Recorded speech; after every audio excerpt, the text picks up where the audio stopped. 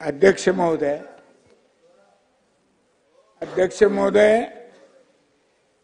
मी फक्त दोन मुद्द्यावर बोलणार आहे, आरोग्य विभाग आणि वैद्यकीय शिक्षण विभाग। त्याच्यामध्ये मला वाटतं मंत्री, आरोग्य मंत्री दिसत नाहीत। तुम्ही जुन्या जागेवर बसले का? तुमच्या पूर्वीची जागा होती आमदार असताना, आता मंत्री आहेत, इकडे या।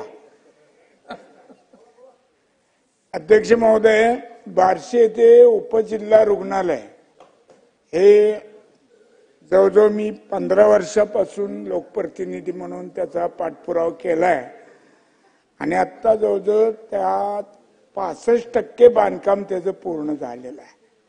माझी मंत्री महोदयांना विनंती आहे की लवकरात लवकर ते बांधकाम ह्या वर्षभरात पूर्ण होऊन त्या ठिकाणी त्याच वेळेस स्टाफची जर 5 मिनिटात काही नेमणूक झाली तर त्या बांधकामाचा उपयोग ताबडतोबीने सुरू होण्यासाठी म्हणून त्याचा आपल्याला उपयोग होईल।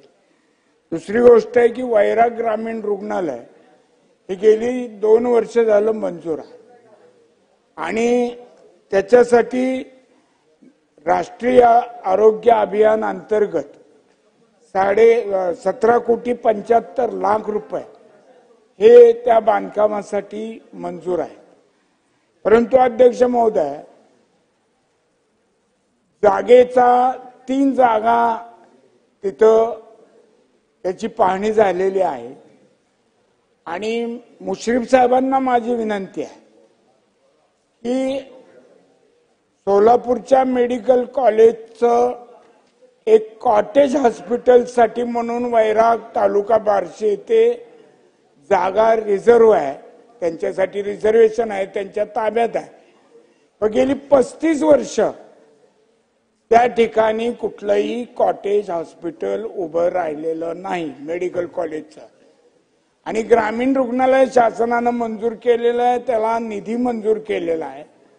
तर माझी आपल्याला विनंती आहे की आपण दोन्ही विभागाचा समन्वय साधून ती जागा जर ग्रामीण रुग्णालयाला दिली तर तातडीनं जवळजवळ आता तालुका होण्या इतपत त्या वैराग शहराची वाढ झालेली आहे आणि पुढच्या यादीत पण तो तालुका जाहीर होण्याची ज्यावेळेस सरकार जाहीर करेल त्यावेळेस त्याचं नंबर 1 वर नाव आहे। तर ते एक आपण करावं अशी मी दोघांनाही विनंती करतो। तसेच धाराशिव येथे मेडिकल कॉलेज मंजूर आहे पण त्याचं कुठलंही बांधकामाची सुरुवात आज 1.5 वर्ष झाले त्या ठिकाणी सुरू नाही, ती सुद्धा सुरू करण्यात यावी। कारण तिथलं सिव्हिल हॉस्पिटल हे खूप चांगल्या पद्धतीनं तिथले कर्मचारी काम करतात, तिथं उपचार चांगले मिळतात।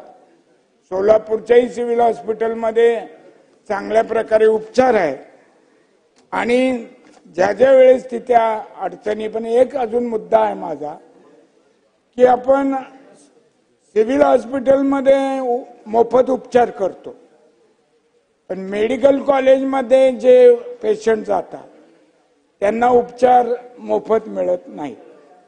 हा दोन्ही आपण एका सरकारचे डिपार्टमेंट आहे, तर तिथेही जर मोफत उपचार मिळाला तर गोरगरिबाची सोय होईल। आणि अजून शेवटचा मुद्दा असा आहे की माझ्या तालुक्यात बार्शी येथे नर्गिस दत्त कॅन्सर हॉस्पिटल हे 1982 सालापासून सुरू आहे आणि महात्मा फुले विमा योजना आणि आयुष्यमान भारत आता 1-2 मिक्स केलेले आहेत। तर त्याच्यामध्ये ग्रामीण भागात जवळजवळ 90% पेशंट त्या ठिकाणी या स्कीम मध्ये उपचार घेतात। पण त्याचं जे शासनाकडनं म्हणण्यापेक्षा शासनाकडून विमा कंपनीकडून आम्हाला 2-2, 3-3 कोटी रुपये 6-6 महिने यायची वाट पाहावी लागते आणि त्यामुळं ग्रामीण भागातलं एक 6-7 जिल्ह्यासाठी, मराठवाड्यातले 4 जिल्हे, सोलापूर जिल्हा, शेजारचा नगरच्या अलीकडचा भाग, या सगळीकडून पेशंट येतात आणि त्यांच्यावर उपचार करणं ह्या थकलेल्या पैशामुळं शासनाच्या आम्हाला थोडं अवघड जात आहे. तर एक ग्रामीण भागातलं पहिलं कॅन्सर हॉस्पिटल म्हणून ते उभं आहे. तर त्याच्यासाठी त्या योजनेमधले पैसे महिना दीड महिना ठीक आहे, 2 महिन्यापर्यंत मिळाले तर उपचार करणं सोपं जाईल. पण ग्रामीण रुग्णालय वैरागचा हा प्रश्न खूप महत्वाचा आहे.